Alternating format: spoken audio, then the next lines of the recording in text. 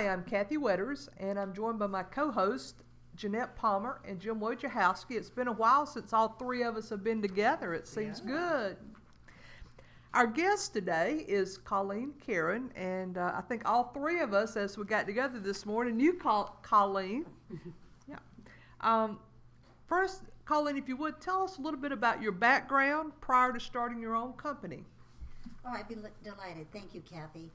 I am a nurse, and I've been in behavioral health probably almost 34 years. Wow. I started out as an oncology nurse, and I became interested in psychiatric and well-being. I became very interested in laughter therapy. And I found out, I became a nurse when I was at age 40. I found out that I really enjoy education for public, for community, and for professionals. So I found out about this laughter that I love doing, laughter therapy, so I got certified in that. And it just helped when I was an oncology nurse, and especially with psychiatric and depression. Laughter is the best medicine. There's no doubt about that. Right. That's the truth. So tell us about your new company, Caron Compassion, and what do you do exactly? Well, I don't like the word retired. I like the word rewired. Good word, good? Yeah, yes. Rewired. So, I wasn't ready to stop working. So I love doing this public education for professionals and community. And I decided I would start this company. A friend of mine said, why not Caron Compassion as the name? It sounds so nice. Yeah, that was my friend Barb. So I came up with that, and my niece helped me with getting my web page and everything else together, and I put my topics. Many of the topics are continuing education certified, but I love, my favorite, of course, is the laughter. That's And great. so you were saying that you were a nurse. And so how long were you a nurse, Colleen? Oh, I've been a nurse 35 years. Well, hold on. I got to do some math here. Yeah. Okay. There's no way. Well, aren't you so started nice? you Aren't started you so being a nice? nurse at At 40? 40. Are you kidding me? Oh, you're making me See, feel good. Thank you. Obviously, laughter is the best It is medicine. the best medicine. Laughter works. Yeah, I need some of this. Colleen. And rewiring is the best medicine. It really is. It really is. And people do useful, wonderful things after, not working at their job. They're volunteering. Volunteering is a wonderful thing. Sure, and it just keeps you alive. Yes, it does. And it was almost, we often talk about on this show to keep moving, and we were talking about that We were today. talking about the importance of exercise. What happened with me is, I think it was about maybe 20 years ago, I read a book, The Anatomy of an Illness by Norman Cousins, and he talks about laughter is the best medicine. He was ill with a very serious illness in the 60s, and back then, doctors were God. Remember, they were the God hat. And I'd ask my mom, why are you taking that medicine? The doctor said so. The doctor said so.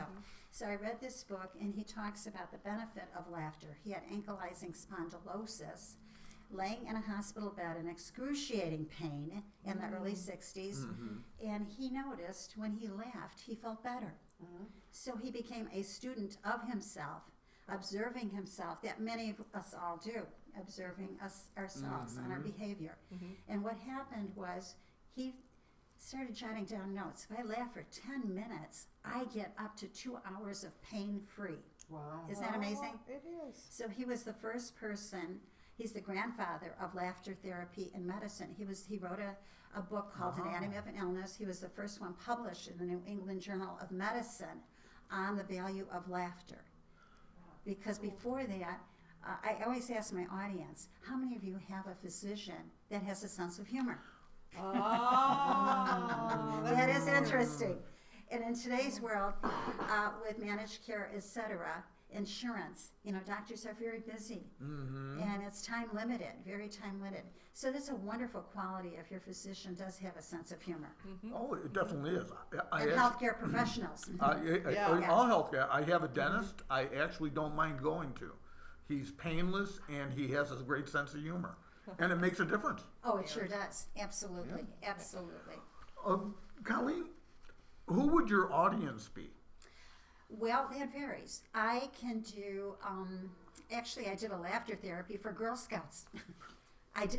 Yeah, that's wonderful. And it was fun. Yeah. So it's all ages. It's all ages. Typically, it is adults. I do a lot of continuing education with professionals, with nurses, with social workers, psychologists, and they're CEU certified. And then I do community presentations. I love doing women's groups. I do church groups. And I'm also certified in Ageless Grace, which is exercise for the brain, the heart, and it promotes neuroplasticity of the brain. See, I What think is that's neuroplasticity? well, I wasn't going to ask that, but I was going to say this is so important, and your age, the broadness of your age spectrum is endless. You can start as early as possible. This could be something that's taught in public schools. Oh, absolutely, absolutely. I did one for my daughter as a teacher. My daughter Lisa is a teacher in Batavia, and I did a laughter therapy for her group of junior high a couple years ago. Yeah, kids enjoy it, but typically my audience is adults. Well, tell us about some of the topics of your community presentations and your professional presentations. Okay, well, I do Laughing Your Way to Wellness, as we talked about. And I do Beyond the Yellow Brick Road, which is care of mind, body, spirit, changing your thinking. Because we all have those negative thought processes, and oftentimes we're not aware of it. We're just not aware of what we say to ourselves. So I do an exercise in the program where I advise everybody to think of what they say to themselves, like, you need to lose weight, you never win. Things like that, these little messages we give ourselves. Oh, you made another mistake, blah, blah, blah. So I say, now turn to your neighbor and say that to your neighbor. And we say things to ourselves that we would never say to our neighbor. We wouldn't have Never. many neighbors. We wouldn't have any friends or neighbors, right? Right. Exactly. But I can definitely understand how that would work. There's a famous saying, the heart of the matter is the matter of the heart. This I love really it. relates to this. It absolutely does. And I just heard a wonderful quote by Barbara Bush, since she just passed Yes. in the last week. And she said, birds fly high, and because they take themselves lightly. Oh, Isn't that beautiful? Yeah. Isn't that that. great? I love Yes. that. Yep. Yes. So taking ourselves lightly, what happens when we take ourselves so seriously?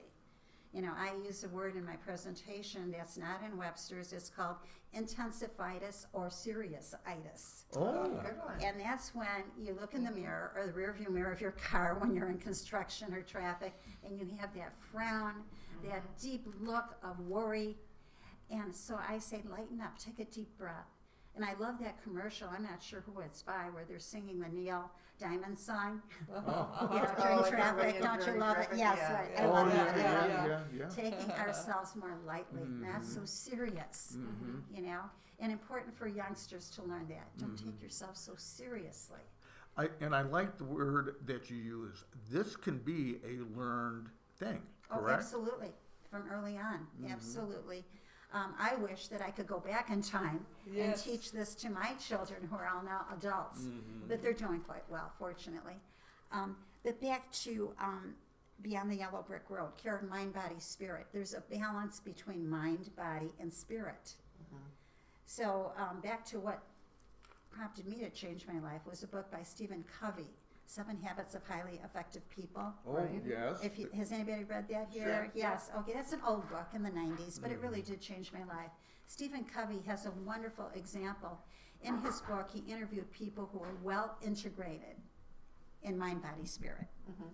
And, they were the same at work as they were at home. When he interviewed them, he found out that they did 7 habits daily. The habit that changed my life was sharpening the saw. Is anyone familiar with that habit? It's Yes. okay, sharpening the saw. So he has 2 woodcutters who go out to cut wood. One works hard, all day, like 15 hours. He's exhausted. His back is killing him. He's sweating. He's so tired and crabby. The other one has more wood cut, and he's tired but refreshed. So the first one said, "Did you cheat? Did you have somebody bring wood in for you?" He said, "No. I sharpened the saw." So we say sharpening the saw is, these people that Stephen Covey interviewed, is taking care of yourself an hour a day. Mind, body, spirit. Exercise, something spiritual, whatever your spirituality is, and doing something for the mind. So many people are doing the mind. They forget about spirituality, and that can be very individual. Yes, You know, you yes. can do all three at once, actually, Sure. an hour a day. So that changed my life, because I would go to bed with, I have so much to do.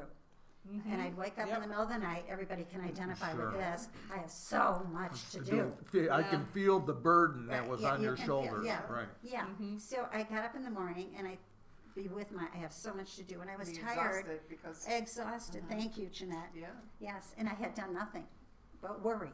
right? Such a good point. Isn't Colleen. that, but worry about it, and I was exhausted when I woke up, so I started what Stephen Covey's 7 Habits of Highly Effective People, sharpening the saw, exercising first thing in the morning, the very first thing.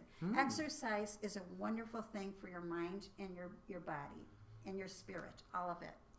And what happens when you exercise is you get these wonderful chemicals in the brain, endorphins, oxytocin, dopamine, all these wonderful things are released. And what happens with exercise, because most people think, I'd really rather lay on the couch and watch TV when I come home or whatever. But what happens is these wonderful chemicals are released and you get addicted to the feeling after you exercise, right? Sure. It's how you feel after that you get addicted to. Yep. And it takes probably 3 to 4 months before you get addicted to that. So I tell people, start low, go slow. You know, start with 10 minutes, 3 times a week, then go up to 15 minutes. Walking is wonderful. You can break it up. If first thing in the morning is not your time, do it at night. Do it whenever, at least 4 times a week, at least. I had a guy that I used to work with that during lunchtime, he would just do stretching exercise and maybe some light, during his lunch hour, just some light jumping jacks and everything Right. else. And he always seemed real happy. My brother-in-law Duke has one of those rubber bands that you stretch. Oh, yeah. And he does that when he watches TV, So be creative. Be creative. I was on the beach once in Mexico, and a woman had her weights with her, and as she's sitting, sunning herself, she's doing some weightlifting. So be creative. You can do that while you watch TV. You can walk in place while you watch TV, Right. Sure. And thank God the And now weather's they have getting those- warmer. Now they have those sedentary bicycles where you can ride the bike and watch TV. Exactly. And it has the TV right on there. That's And they have perfect. the ones too that take you on a tour like through countries. Isn't that wonderful? Yeah, they're making exercise easier and easier and easier. But the whole thing is, get off the couch. Yeah, that's Get a off good, the couch. good Get good off the advice. couch. Well, I'm thinking of some of the common sense medical things. If you're laying on the couch, because as you exercise, you're just moving blood through your system. So you're energizing your whole body. And I got to think about this myself. I got to practice what I preach. I'm thinking about myself. If I'm sedentary on a couch all the time, what happens to all that cholesterol in your body Exactly. And blood pressure, and blood pressure? all of it, all of And it. oxygen in your blood. Yes. Right, oxygen. I mean, you have to move the stuff. Otherwise, just like when you mix a drink, okay, that you're putting the powder in, and you let it set, what does the remaining powder do? That's an excellent analogy. It really is. Yeah.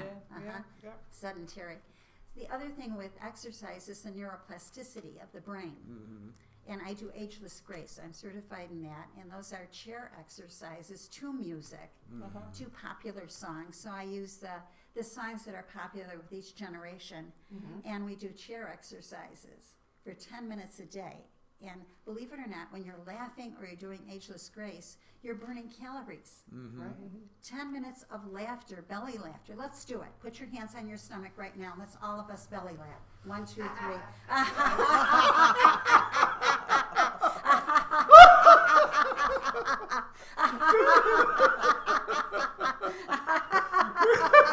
I hope everybody's doing this out there. Yeah. Do it, everybody who's listening. Okay, so you're working your stomach muscles. You're getting your lungs totally filled. Let's do it one more time. 1, 2, 3.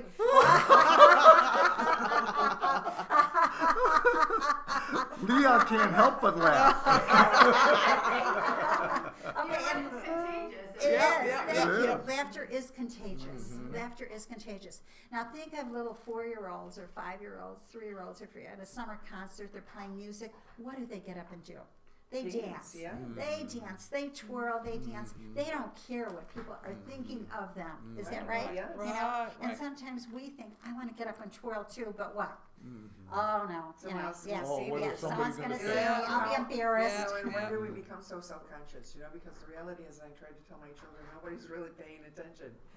It's in your mind. Yep, that's It right. absolutely is. Yep. So we say, dance like no one is watching. Exactly, Mhm. yes. Just get There up and you go. dance. Yeah, or sing in the car. Sing in the yeah. car, all of those things, all of those in the shower, in the car. When you're stuck in traffic, look in the rearview mirror and look at your face. Do you And have smile, yeah. They and say that if you smile? smile, that becomes a habit. So true or false? When you make yourself laugh, your body realizes the exact same benefits as spontaneous laughter. What do you think? It's true, yes. Yeah, It is true. yeah. Make Yeah. yourself laugh. One woman in my audience told me she gets up in the morning, takes a shower, she lives alone, stands in front of the mirror naked, and laughs. And I thought, good That's for a you, good one. right? Yeah, yeah, Because yeah. our body does change as we get older. Yep. You know, things are funny, They are. right?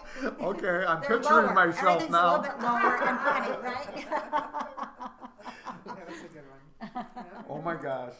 Yeah, yeah. And so then, yeah, go ahead, You, Jeanette. I was just thinking, you've done so much with community. Have you done any national speaking too? Yes, I have. I've done the ASA conference, probably for about 10 years. And that's Aging Society of America. Right, Aging Society okay. of America, and they have it in Washington, Chicago, San Francisco. Uh-huh. I didn't do it this year, but typically I do one on personality disorders in the elderly. Oh. That's a hot topic. I bet. Oh, I Oh, can yeah. That's a imagine. hot topic, and it's called I Love You, I Hate You. Yeah. Wow. And I'm not sure if everybody knows what a personality disorder is, but it is a psychiatric diagnosis, and people are typically functioning. They're in the workplace. You might have had somebody with a borderline personality as a boss. Not good if that happens. Right. Not good at all. No, not good at all. No. But that's another topic. But I do love doing that one. Well, that's also an important topic. Right. Well, along with that, what other, aside from teaching about laughing, what other topics do you teach? Okay, I do on psychiatric illnesses in the elderly. I do one on depression, and I do I Love You, I Hate You, which are I love that. yes, you like that. That's on do. the personality disorders, and that's really for everybody. I typically do it for the older adults because a lot of children are dealing with that. And when I worked at a hospital, I did a lot of crisis intervention, and frequently the parent had a personality disorder. We thought that they burned out as they aged, but now we're finding no, it will emerge again with stress. Oh, thought the stress personality brings it disorder out. burned Okay. out. Yeah, Okay. we used to think the personality disorder burned out with aging, but no, it does not. It may lay dormant, but with stress, it will exacerbate. Oh. Absolutely. Well, that's where my theory of everything, feelings buried alive never die. You say that a lot. I know Yeah. that. Oh, they I came like out that, another way. Jeanette. Could you Yeah. repeat that? Feelings buried alive never die. So if Absolutely. you don't ever deal with them, they're Wow. buried Yeah, in yeah. your, literally like in your muscles, in your cells, and obviously in your mind. Yeah. That's unbelievable. One of the ones we were talking about this morning, one of the ones that caught my eye was what I forgot to remember. Oh, to forget. Wow, because I get up from the couch, I run to the fridge, and I forget what I got up for. Exactly. How many of us have done that? How many of us? That's all normal. And I'll address that. Yes. Yeah. What happens is, think of what you had on your brain at age 18. Think of that. Right, not much. Not, yourself. Yourself. Okay. Right. That's Yourself, right. right? Absolutely. Yep. Okay, so now think of what's on your brain at our age.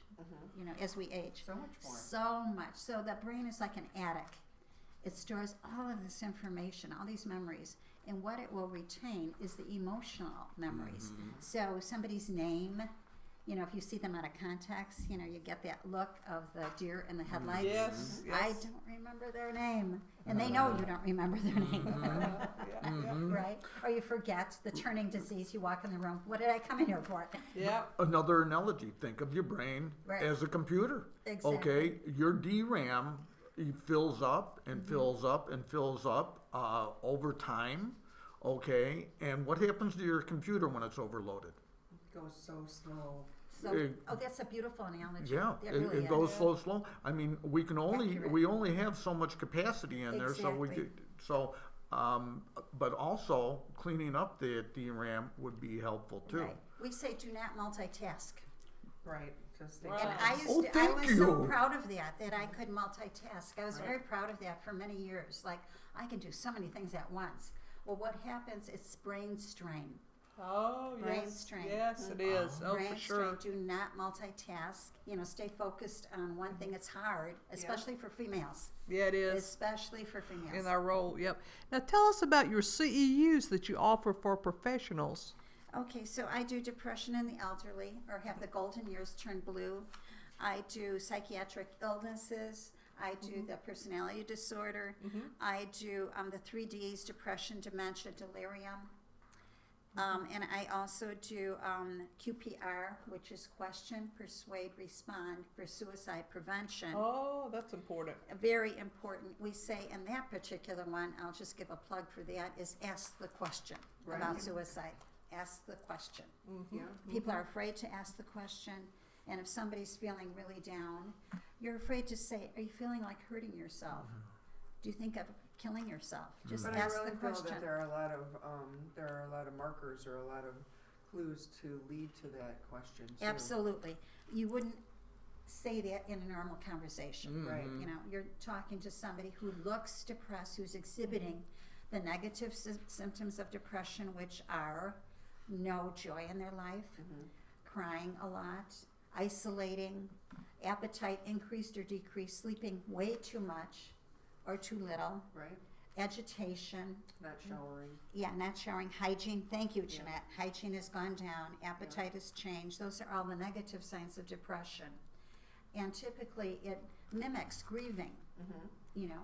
But after a year, we say, you know, perhaps if that's still going on, grieving will last up to 5 years. Research will show. You know, it's not over in a year. Right. It absolutely is not over in a year. That's a myth.